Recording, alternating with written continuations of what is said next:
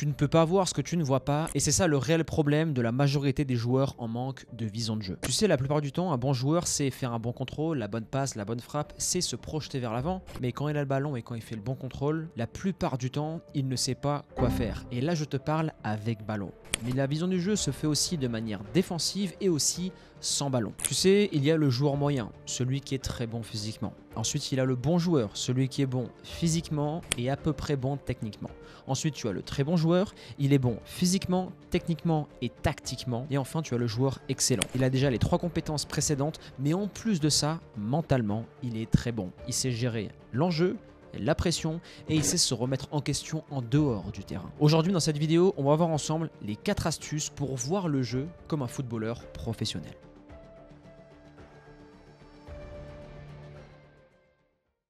Premier point, comprendre le jeu. Dans quel système de jeu le coach nous fait jouer et dans quel système de jeu joue l'adversaire. Chaque mardi à 19 h, on le voit avec Marc dans l'académie NE. C'est Marc, l'analyste tactique, qui anime ce cours-là. Et il a très bien expliqué à tous les joueurs, si vous voulez améliorer votre vista, il y a bien évidemment l'aspect cognitif, mais il y a aussi le système de jeu.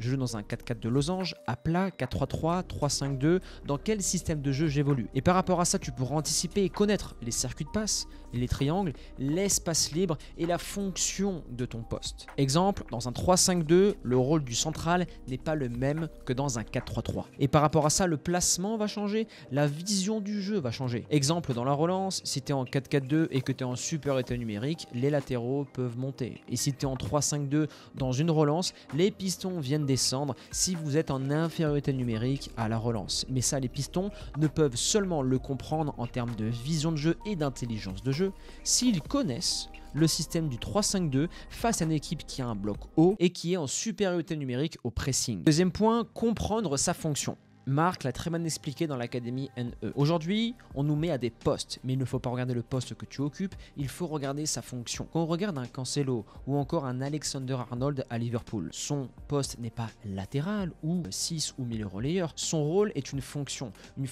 offensive, une fonction défensive. Défensivement, qu'est-ce qu'on me demande? On me demande de resserrer axe ballon but, on me demande d'être présent au contre-pressing, on me demande d'anticiper les lignes de passe. Et offensivement, qu'est-ce qu'on me demande?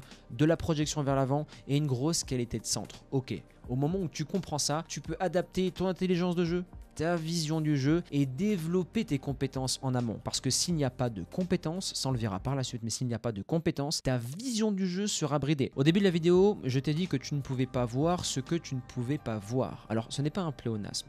Tu sais, les gens qui disent on va monter en haut, on va descendre en bas. Non. Par exemple, dans un circuit de passe, ton attaquant va faire un appel contre appel.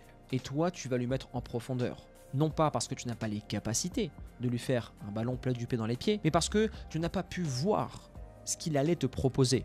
Que ça soit dans l'anticipation, mais aussi dans la vision de jeu parce que tu avais la tête dans le champ. Donc ça va demander de lever la tête de 1 pour comprendre le jeu, parce qu'il y a beaucoup trop de joueurs qui disent qu'ils ont une mauvaise vision du jeu, mais en fait ce n'est pas du tout le cas. Le problème c'est la prise d'information, 2 choses complètement différentes. La prise d'information c'est comprendre ce qui se passe, prendre l'information, et la vision du jeu c'est anticiper les lignes de passe que tu vas pouvoir faire offensivement et que vont pouvoir faire tes coéquipiers aussi offensivement, et défensivement comprendre ce que va faire l'autre pour pouvoir l'anticiper. Un peu comme le jeu de dames ou les échecs. Pour revenir à l'aspect compétence de la vision de jeu, il y a des joueurs, des milieux de terrain ou encore des défenseurs centraux qui n'ont pas la capacité d'avoir un bon jeu long. Donc leur vision du jeu va se limiter par rapport à leur capacité. Exemple concret, si on met un poisson face à un arbre, il ne pourra pas grimper cet arbre-là. Non pas parce qu'il ne voit pas l'arbre, non pas parce qu'il ne comprend pas ce qu'il faut faire, mais parce que un poisson ne sait pas grimper. Par contre, si on met un poisson dans un bocal et qu'on lui demande de faire X ou Y chose, oui, là il va le faire. Alors, ce n'est pas forcément le bon exemple, parce que là je t'ai parlé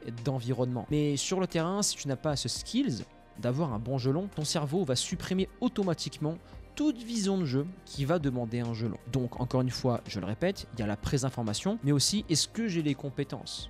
Aujourd'hui, ma vision du jeu, ça se trouve, j'ai le côté cognitif, je comprends les lignes de passe, mais je suis dans l'incapacité de réaliser ce geste-là. À ce moment-là, tu sais ce qu'il te reste à faire. Au boulot. Et on en revient même pour les passes en profondeur, pour les circuits de passe ou encore pour le 3e homme. Tu sais, appui, remise et on cherche 3e. Cette vision de jeu, tous ces aspects-là rentrent en ligne de compte par rapport à ton environnement, par rapport à tes compétences et aussi par rapport à ta fonction. En tant que latéral, milieu, attaquant ou défenseur ou même gardien de but. Gardien de but, on peut améliorer sa vision de jeu, trajectoire de balle, sortie dans les pieds, derrière la défense, la profondeur, la bonne gestion, ou encore sortie aérienne, et aussi apprendre à lire les trajectoires de frappe pour mieux plonger et mieux couper la distance. Tu sais, on va toujours gagner du terrain, on plonge toujours vers l'avant pour casser les trajectoires de frappe. Troisième point, la règle axe ballon but. Aujourd'hui, la vision du jeu est trop portée pour un joueur offensif vers l'avant. Mais défensivement, il faut faire le taf pour être un joueur complet et donc correspondent aux critères du haut niveau. Quand tu veux défendre l'axe ballon but, c'est très simple. Tu prends le ballon, tu prends le but et tu traces une ligne. Et tu dois toujours te placer sur cette ligne-là. Dans le cours spécifique axe ballon but, Marc l'explique extrêmement bien et te rajoute même une chose. Dans la vision de jeu, si tu es un latéral ou un joueur de côté et que tu protèges ton axe ballon but, donc je vais resserrer le bloc, mon coéquipier va être la ligne de touche. Je défends pas en 1 contre 1, je défends en 2 contre 1 parce que la ligne va m'aider. Mon but c'est d'excentrer au maximum le joueur vers l'extérieur, l'empêcher de rentrer intérieur. Parce que dans le prochain point, on va voir les différentes zones. Et quand un joueur vient intérieur, ça veut dire qu'il dézone. Et là, c'est comme si le jeu d'échecs se mélangeait complètement et ça demande un skills supplémentaire de compréhension du jeu et d'intelligence de jeu. Donc, pour anticiper les lignes de passe, pour anticiper tous les joueurs qui vont vouloir rentrer intérieur et surtout pour protéger le but, axe, ballon, but, c'est le b.a.-ba. Et rien qu'en respectant cette règle, en termes de vision de jeu, tu vas mieux le comprendre de manière défensive et après quand il y aura la récupération de balles, le prochain point va beaucoup t'aider. Quatrième point, la règle des 5 couloirs. Nous avons les couloirs excentrés, les couloirs externes. Nous avons les 2 demi-espaces, c'est là où la plupart du jeu se déroule, c'est là où les décalages se font. Et nous avons l'axe, la zone la plus dangereuse, la plus difficile de s'exprimer. Et la zone, on va dire que tous les clubs évitent de traverser parce qu'il y a beaucoup de densité dans cette zone-là. Quand tu comprends ces 5 zones, tu comprends que, un exemple concret, si sur les zones extérieures, encore une fois, je t'anime cette vidéo avec le cours dans l'académie NE de Marc, l'analyse tactique. D'ailleurs, tu as le lien en description pour nous rejoindre. Il y a le mardi cours tactique, le mercredi cours préparation mentale avec Nico et le jeudi cours nutrition avec Anthony. Et c'est moi qui drive tout ça. Et en plus, je te donne accès à une plateforme complète sur laquelle tu peux te tracer un plan de carrière et on le fait aussi ensemble en coaching. Et en plus de ça, tu as ton programme 100% personnalisé. Nutrition, prévention, récupération, entraînement en salle et entraînement avec ballon. Refermons la parenthèse, le lien est en description. Les 5 zones vont te permettre de comprendre le jeu. Je reprends l'exemple. S'il y a par exemple l'ailier et le latéral qui sont sur les zones extérieures, là il y a un problème de compréhension du jeu. Il ne faut jamais avoir 2 joueurs de même couloir, des joueurs serrés dans la même zone. On le voit très bien au Barça. Les ailiers rentrent intérieur, donc dans le demi-espace pour libérer le couloir pour les dédoublements pour les latéraux. C'est de la base, de l'intelligence de jeu basique, mais ce n'est pas respecté dans le monde amateur. On voit les latéraux s'écarter et les ailiers ou les pistons aussi. Non, il faut qu'on ait toujours un qui rentre. Et pareil pour le latéral. Si le milieu a déjà le couloir, ok, je peux rentrer dans le demi-espace. Et quand tu décales et quand tu rentres dans les différentes zones, tu comprends que tu peux faire des décalages. Pourquoi Arjen Robben ? Exemple planétaire. Il a toujours fait la même chose. C'est-à-dire, je suis gaucher, je rentre intérieur, je dribble et je frappe. Pourquoi ça marche toujours? Parce que Arjen Robben traverse 3 zones. La zone externe, le demi-espace et la zone centrale.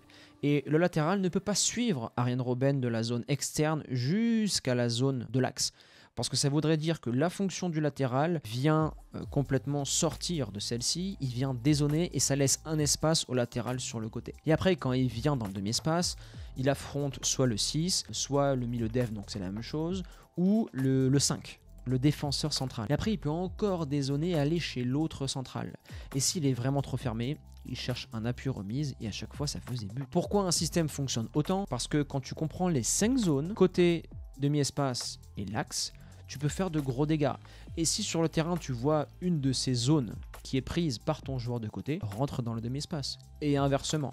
Et en comprenant ces 5 zones, l'axe, ballon but, ta fonction à ton poste et que tu comprends les systèmes de jeu, tu vas passer un cap dans ta vision et dans ton intelligence de jeu. Ça, je peux te le garantir. La team NE, ça fait beaucoup d'informations, ok, mais avec ça, vous avez les clés, vous avez le système clé en main pour améliorer votre vision du jeu. Maintenant, si vous voulez qu'on vous accompagne avec toute l'équipe, vous avez le lien en description dans lequel on peut vous aider et vous avez le formulaire d'accès pour l'académie NE. On n'accepte pas tous les joueurs, on accepte seulement les joueurs qui veulent bosser et les joueurs motivés. Donc si tu réponds à un de ces 2 critères, tu es le bienvenu parmi nous. Clique sur le bouton description pour réserver ton entretien de sélection. Maintenant la team, je compte sur vous pour exploser les likes, vous abonner, me faire vos retours en commentaire. Si vous voulez que j'aborde d'autres sujets de vidéos et que vous avez des idées qui ne sont pas encore sur la chaîne, mettez-les moi en description. Et à présent la team, comme d'habitude, je vous laisse là. Persévérance et motivation et on avance ensemble.